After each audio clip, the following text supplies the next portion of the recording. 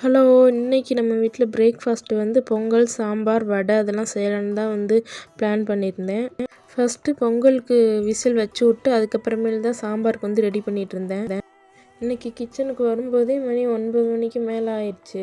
சரி அப்படின்ட்டு தான் சீக்கிரமாக வச்சுட்டு இருந்தேன். சாம்பாருமே நம்ம குக்கர்லேயே வச்சிடலாம் அப்படின்னு சொல்லிட்டு பருப்பு, காய் அப்புறம் எல்லாமே ஒன்றா போட்டு அதையும் ஒரு 4 விசில் கிட்ட வச்சு எடுத்துக்கிட்டாச்சு.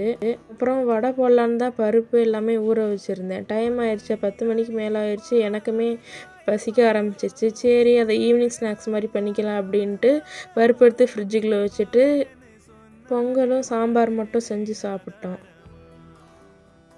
அப்புறம் என்ன தெம்பா சாப்பிட்டு முடிச்சுட்டு துணியெலாம் கொஞ்சம் மடிக்காமல் இருந்தது, அதெல்லாம் மடித்து எடுத்து வச்சுட்டு வீடு ஃபுல்லாக கூட்டி மாப்பும் போட்டு விட்டாச்சு. அவ்வளோதான். வீடியோக்கு ஒரு லைக் கொடுத்துட்டு நம்ம சேனலை சப்ஸ்கிரைப் பண்ணிக்கோங்க. நம்ம அடுத்த வீடியோவில் பார்க்கலாம். டாட்டா.